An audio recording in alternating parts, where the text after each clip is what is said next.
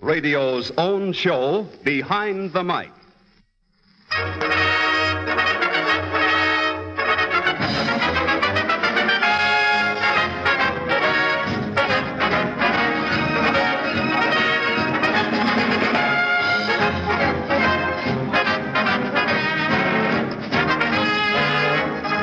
Radio. With a switch of a dial, radio brings you tragedy, comedy, entertainment, information, education, a whole world at your command. But there are stories behind radio, stories behind your favorite radio program, and favorite personalities and radio people you never hear of. Stories as amusing, dramatic, and as interesting as any make-believe stories you hear on the air. And that's what we give you, the human interest, the glamour, the tragedy, the comedy, and information that are behind the mic.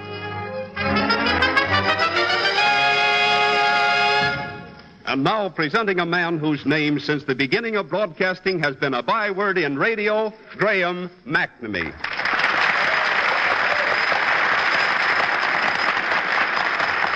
Thank you, Gil Martin, and good afternoon, ladies and gentlemen of the radio audience. This afternoon, Behind the Mic brings you the unusual demonstration of a well-known radio actress's dramatic ability. The human interest stories behind shortwave broadcasting. The sound effect of the week. The amusing story of why a radio singer was almost late for her broadcast. And finally, an episode from that old radio favorite, the Eno Crime Clues.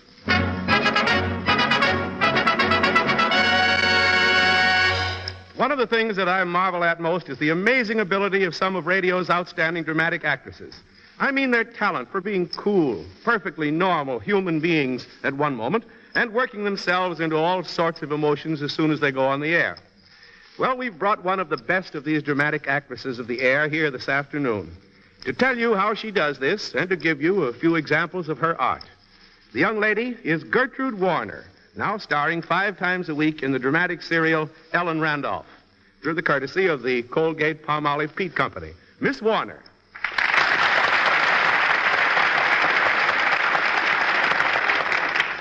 Gertrude, one thing I think our radio audience would be interested in is this. When you throw yourself into an emotional role, do you let yourself go completely? Well, no, Graham, I don't. I don't know how it is with other actresses, but as for myself, I feel that I must have my mind in control and be mentally clear. Otherwise, I can't enact a part intelligently. I myself am generally very nervous and keyed up before I start playing an emotional scene. I find I can do a better job that way. But I still have to have complete control over my emotions. Do you mind giving us a demonstration, Gertrude, to show how radio actresses can go from one emotion to another? Well, no, Graham. Well, let's hear you give an example of, well, hysteria. All right. In this little scene, a woman has been found with a gun in her hand beside the dead body of a friend of hers, of whom she was known to be jealous. A detective is giving her the 3rd degree. She's rapidly losing control of her emotions. No, I didn't do it. I know it looks bad for me, but I didn't do it. I came in and saw her lying there on the floor. I picked up the gun, and you found me that way. You don't believe me, do you? You think I killed her. Well, I didn't. I hated her enough to kill her. I'm glad she's dead. But I didn't kill her. I didn't do it, I tell you. I didn't. How's that, Graham? It's all right, Gertrude. I believe you. You didn't do it. Now, how about an example of hate? Well, here's one of hate and anger together. A woman asks a wife to give up her husband so that she can marry him. And this is the wife talking to the other woman. So, you want me to give up my husband so that you can marry him? As easy as all that. Well, if you think that just because Tom has lost his head over a little snip like you, that I'm going to step out of his life just like that, you're wrong. Look at you. An overdressed, stupid, pasty-faced little girl. Wanting something else just because it doesn't belong to you. Well, you're not going to get it. Now get out of here. Get out of my house. And don't ever set foot in here again. Okay, I'll leave. How about some happiness for a change? You dramatic actresses are happy once in a while, aren't you? Oh, yes, Graham. Generally, whenever we get a part that lets us be miserable. But here's a happy scene. A brother has just told his sister, a poor young girl, that she's won $50,000 on a sweepstakes ticket. Oh, you're fooling. But don't tease me. Now, stop it. I don't believe a word of it. In the papers? Where? Why, Jack, it's real. I won it. Why, I'm a millionaire. I can get that coat for Mother and new furniture and an automobile and toys for Bobby. I can even give up my job. I can travel. Jack, I'm going to Bermuda. I've always dreamed that someday I'd go there, but this time I'm going. And maybe I'll meet someone there I like. And maybe there'll be a moon, and maybe... Oh, I'm rich. I'm rich. Gertrude, could you slip me $1 until tomorrow? Well, not until I cash this ticket. I see. And right now, Gertrude, do you feel any of those emotions you went through? Hate, happiness, or hysteria? No, Graham. I just feel perfectly normal. Ain't radio wonderful? Well, thank you, Gertrude Warner. Thank you.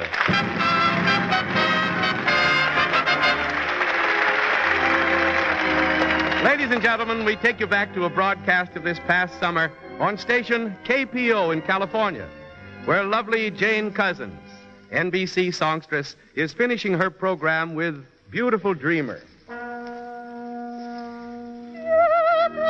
dreamer, wake unto me. Starlight and dewdrops are waiting for thee.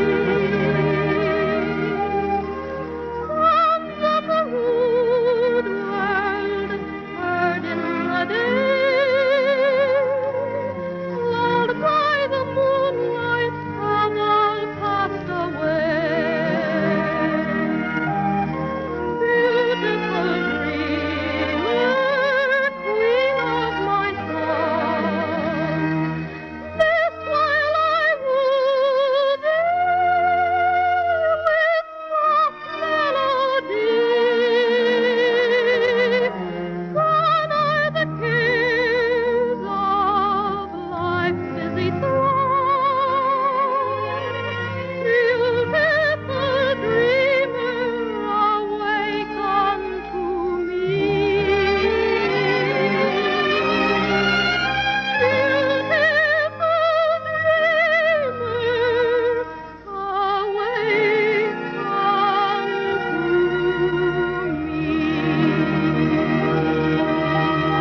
awake unto me. You have just heard Jane Cousins in a program of songs. Jane will be back on the air next week with more songs for your enjoyment. This is station KPO. Okay, Jane, we're off the air. Nice show. Thanks. You know, I never thought you'd make the show on time, Jane. You just popped in the door when we were about to go on the air. Well, I was lucky I made it at all. What happened? Well, before leaving home, I changed my purse but forgot to put my cash in it. I got to the streetcar line, which is several blocks from my home, and felt in my pocketbook and found I didn't have a cent. I was so late for the broadcast, I just couldn't go back to get any money. There was a streetcar coming along, and I had to make it. What'd you do? Well, I saw a panhandler selling pencils near the car tracks. So I went up to him and said, I beg your pardon, but I wonder if you could help me out. If I could help you out. Yes. You see, I'm a radio singer. I sing on station KPO, and I'm late for the program. If I don't get that streetcar coming down the tracks, I'll miss my broadcast. Well, but what can I do? Well, I wonder if you could lend me a dime for car fare. Lend you a dime for car fare? Hey, here's a quarter. It's the smallest I got.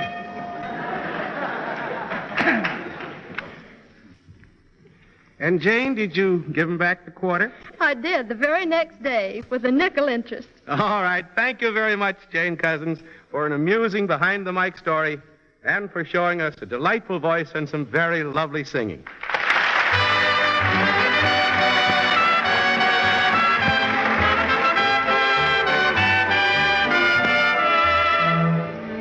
Behind the scenes of broadcasting by shortwave to foreign countries, which is done by the International Division of the National Broadcasting Company, you will find stories as dramatic and with as much human interest as you will find anywhere. And here is Carl Watson of NBC's International Division to tell you a bit about our shortwave broadcast to foreign countries and to introduce those stories. Carl, exactly what is your job? Well, Graham, I'm an announcer for the English hours in NBC's International Division. And what does the International Division do?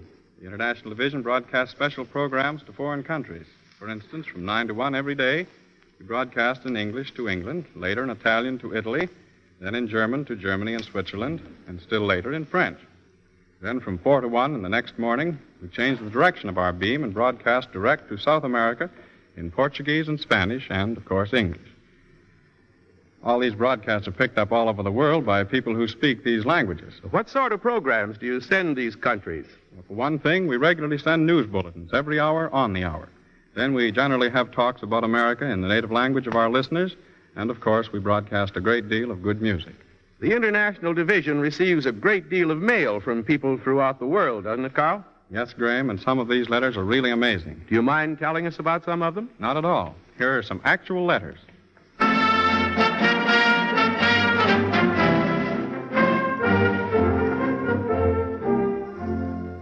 From England.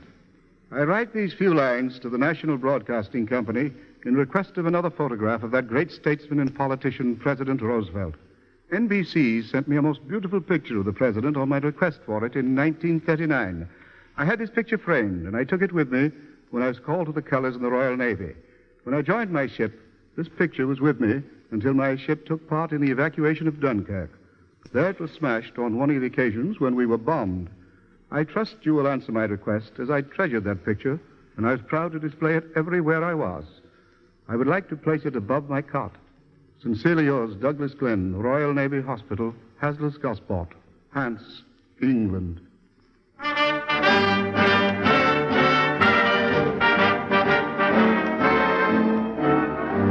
During the early part of the war, we received one letter from a group of French soldiers on the Maginot Line who were bored stiff with inaction. It told a most amazing story. That is enough of this card game. I'm sick of it. Why don't they come over here? Anything rather than sit here in this infernal hole waiting for things to happen. What is the use of complaining? We all feel the same way about it as you do. We've been here 4 months. But I would not give to see my little Germaine again. Here's her picture, look. Yes, very nice. Maybe you don't think I would like to see Louise. 4 months. It's a long time not to see one's sweetheart. What are you doing, Henri? I'm trying to get the French hour from America. I want to hear what the latest news is. News? What news is there? Shh, quiet. Associated Press Bulletin. It is reported that the French High Command has decided that all soldiers of the class of 1919 who have been on the Maginot Line for more than 3 months shall be granted 10 days leave beginning November 1st or 3 days from now. No, don't. You hear that? We are to get 10 days leave. Sacre bleu, can you imagine? We hear that from America before we are told by our own officers.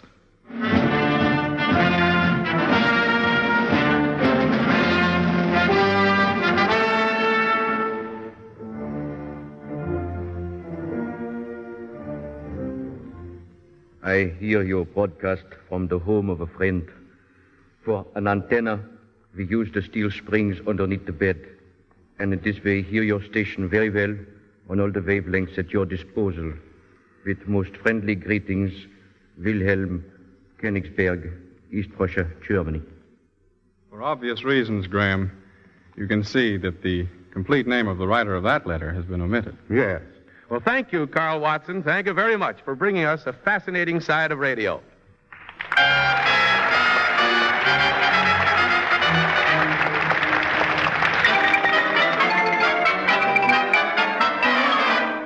The sound effect of the week. Each week, Behind the Mic presents some unusual sound effect, which was used on a program of the past week and tells how it was done. On the Grand Central Station program, 2 sound effects were used. Here is the first of them, the sound of a baby crying. And here is the one used later in the program, a man in delirium tremens.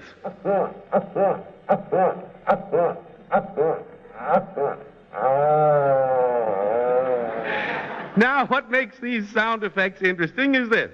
The first sound, a baby crying, was made by playing a record at its usual speed of 78 revolutions per minute. And the second sound, that of a man in delirium tremens, was made by playing the very same crybaby record a little less than half speed. Now, the baby cry. And now the DTs, the same record at half speed.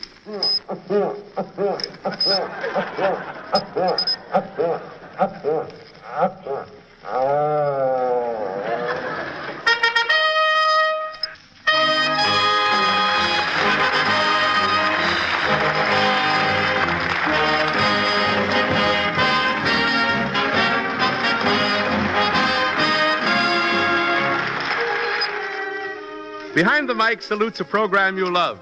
We in radio believe that radio has a tradition of which it can well be proud. A tradition of good programs that linger fondly in our memory.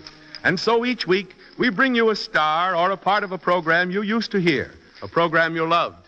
And this afternoon, Behind the Mic salutes one of radio's great series of mystery dramas, Eno Crime Clues, by Stuart Sterling, the pen name of the well-known fiction writer Prentice Winchell.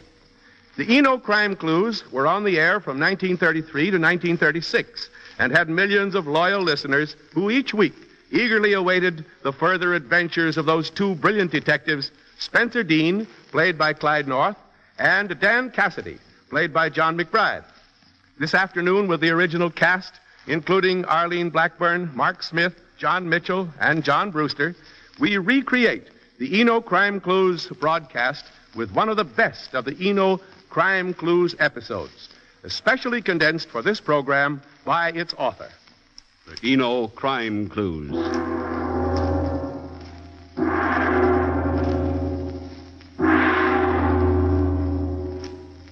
Eno Crime Clues, another thrill-a-minute manhunter mystery Tommy talk by Stuart Sterling, a punch-packed radio riddle to test your skill as an amateur criminologist. Listen closely. When you hear the single stroke of the Crime Clues gong, you should be in possession of sufficient evidence to point your finger at the guilty person and say with Spencer Dean, "You are the murderer." So match your wits now with the manhunter and see how good a sleuth you are. We pick up the trail tonight with Spencer Dean and his good right hand, Dan Cassidy, in a combination bowling alley and billiard academy on one of the less respectable streets of Manhattan's West Side. The manhunter is at a window looking out into the street. Dan is trying a three-cushion bank. Uh-oh. That tears it. Just blew another setup, Spence. Nerves jumpy, Danny? Well, why wouldn't they be? Waiting to find out if this Lorraine Jetter's going to show when we never saw the dame in our lives and don't know for sure if she's heading this way. Well, that phone number scribbled on the pad. Back at the hotel she checked out of this noon. That indicated a special interest in the Club Swanee, Danny. Well, it would have to be special to drag her down here to that honky-tonk across the street. Now, why would a nice little mouse from the country go for a root-a-toot joint like that? Well, one man's guess would be that Lorraine plans to come here to meet someone. Ah, romance rears its lovely head, eh? Well, it might be, Danny. Could be, but taking another shot in the dark, I'd say it was her brother. Oh, I didn't know she had one. Well, he's hardly the flower of the family tree. Fact is, he's been blooming in Leavenworth. Oh, he's a con, huh? In the federal pen? Until 3 days ago. One of those broke out last Wednesday. You remember they killed a guard in the getaway? I see. Well, that's why the kid didn't tell her folks where she was going. Why it's doubly important to get hold of her before she's tangled up helping her brother escape. You know, it's queer a nice little frill like that'd have a stir bump for a brother. Yeah, well, authorities don't give him a very attractive build-up at that. I wired for his description. Charles, alias Rumnose, Genter, 32, 6'1", 130 pounds, sandy hair, bad teeth, very short-sighted, wears thick-lensed glasses. Convicted Chicago, May 1935, counterfeiting. Well, we ought to be able to spot that mug a mile away with those thick glasses. Oh, in any case, Denny, we've spotted the girl. Huh? See her? Oh, that streamlined honey in the blue tailored suit? Yeah. Wow. Ash blonde hair, 5'4", and a worried look on her face, Danny. She's heading into the Swanee, Spence. Let's go. No, not yet. We might get her in bad jam if we crashed right in after her. We'll wait a bit. Okay.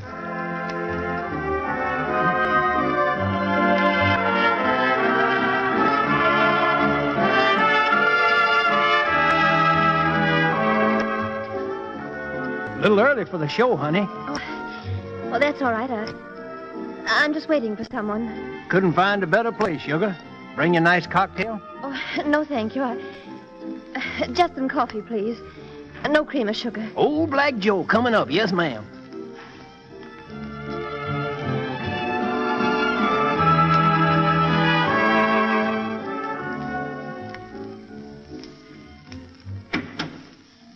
Hey, Rumnose. Easy on that downbeat, Clint. Those G-boys got long ears. Well, I just wanted to tell you, Rumnose, his sister's here. Copacetic, Clint. Tell her I'll be out in a couple of minutes, will you? And don't bust in my office again without knocking, you hear? Sorry, boss. I'll tell her, pal. You sure this sister of yours will level on this thing, Rumnose? She'll do anything I tell her to, Skipper. You better. I wouldn't want to have to send you back to the pen with a chair wrap hanging over you for snapping the switch on that guard. But I got to get those phony plates for the 20s from the safe deposit vault. That's why I sent for Lorraine to meet me here. I know you wouldn't want to show your puss around that vault. No more than you would with the cops after you. So it's up to Sister. Yeah, but I'll have to fool her. Lorraine's strictly in the up and up. I'll tell her she's going to get evidence that'll clear me of that counterfeiting rap. She is, in a way. You'll stay here till she gets back with the plates. Here? Here in your office? I can't stand being cooped up no more. I had my belly full of that. We'll fix it so you can get a little fresh air, Rumnose. First, get Sister started.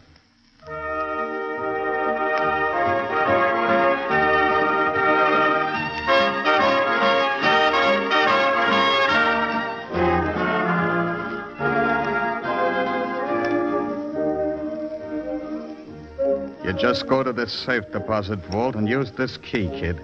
That's all there is to it. I won't do it, Charlie. I know what'll be in that package you want me to get. Now I told you. I know that counterfeit money ring that got you in trouble before. I came down here because you told me you needed help. I do, too, what I mean. If you don't get that stuff, my number will be up. Here, take the key. Sit right here, think it over a while. You'll do it for your brother.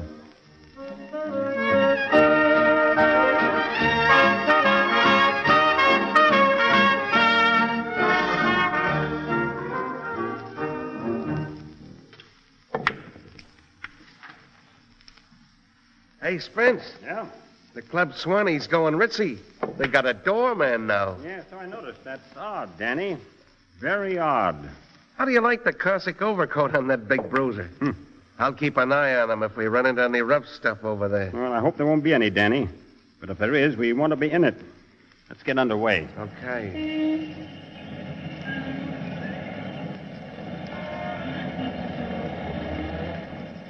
Evening, gentlemen. Just in time for the first show. Hey, you got big doings, eh? Hey, you got yourself bundled up right warm for the Swanee River, friend. It's cold out here, all right, sir. But we got the hottest show in town inside.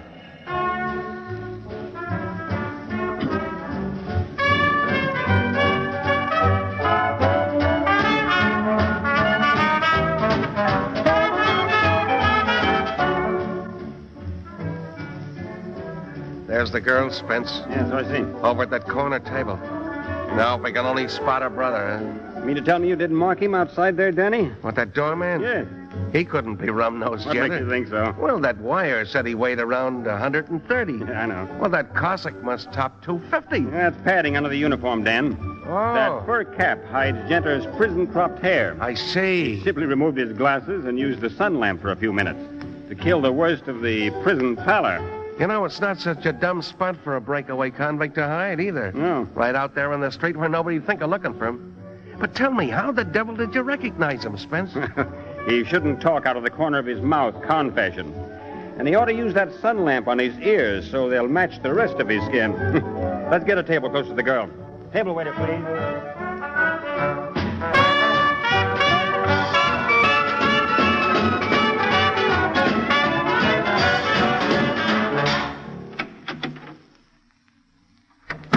What's the matter, Clint? Something sour. I talked to the dame, and she's wise. She gave me back the key to the safe deposit. Told me to turn it over to Rumnose. She's still at that table? Yeah. Thinks I'm going to get Rumnose for her. She don't know he's stooging out front. Say, boss, she'll squeal to the cops about them plates. What do we do? Do? Let Tommy talk to her. Tommy? Yeah?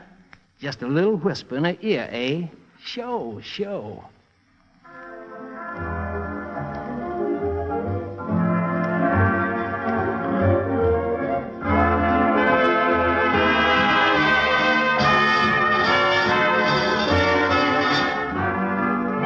Lorraine's leaving, Spence. Let's give her a head start, Danny. I don't like the way that manager's been eyeing us.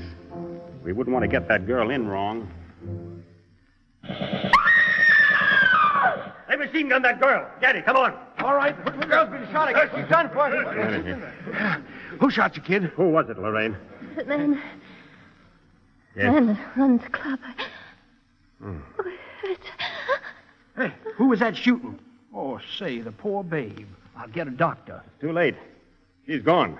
Terrible. Awful. You run this hole in the wall, don't you? That's my job, yes, sir. We asked this poor girl who shot her. She said the man who runs the nightclub. Yes. Well, she couldn't have meant me. I didn't shoot her. Besides, I don't really run the club, Swanee. I just work for Cole John McCorkle. Dan, get McGorkle. Drag him out here. Okay, where'll I find him, Lug? Right down the hall. Name's on the door. Make it snappy, Danny. Right.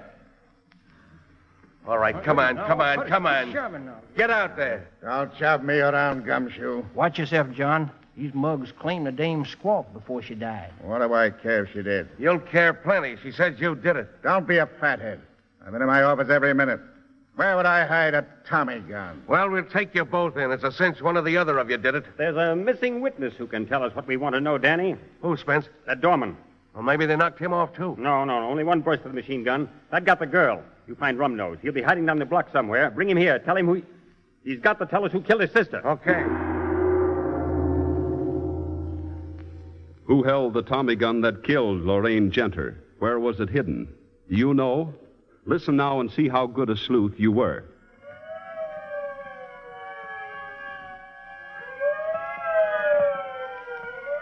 Don't try any more tricks or I'll break your back. I don't know nothing about no killing. I heard the shot, so I hot put down the block. What sort of a man are you, Genter? To stand by and see your sister shot down and not do anything about it. My sister. Yes. There she is, right at your feet on the sidewalk. Can't you see? Lorraine. I can't see nothing without my glasses. Lorraine. Tough break, Rummy. Don't do no talking now. We'll get a mouthpiece for you. I didn't mean to do it, Lorraine. I couldn't tell. They made me take my glasses off. I didn't know. Shut up. You want me to shut up, eh? Keep still. You think I'll keep still? Which one shot her? I shot her. Cole John said it was just a little job I had to do, knock off a dame. He didn't say who it was. He said I had to do it or else he'd turn me in. They framed you, eh? Where'd you hide the gun? You've still got it with you, haven't you, Rumnose? Sure, I've got it under my overcoat. Look out, Rumnose. Don't be aiming at it me. Drop it, Genter, or I'll drop you. You made me kill her. Maybe the law can't do nothing to you two, but I can. I got Genter. But, Lord, he got those other two, Spence. Better this way, Danny. We'd never have convicted them for instigating her murder. You figured this was going to happen, eh? I had an idea Genter might want to see things squared up for Lorraine.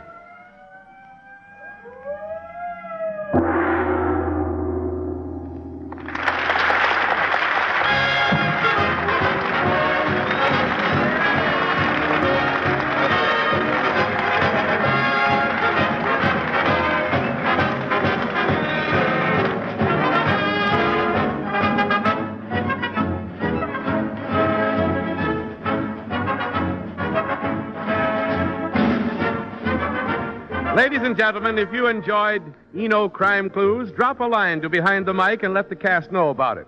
They'll be glad to hear from you. January 1st will be the 15th anniversary of my first broadcasting of the Rose Bowl football game at Pasadena. And I'm going to be in California to talk a little on this year's Rose Bowl broadcast. I'm going to leave for California a little early. And therefore, for the next 2 weeks, Behind the Mic, we'll have another master of ceremonies, Ben Grauer. I'll be back, I'm glad to say, for the January 5th broadcast. But until then, Ben Grauer will carry on. And so be sure to listen next week when Behind the Mic will have as guests those old favorites, the Mills Brothers. An absorbing human interest story is told by Cheerio, and more of the glamour, the comedy, and the drama that are found behind the mic. This is Graham McNamee speaking. Good afternoon, all.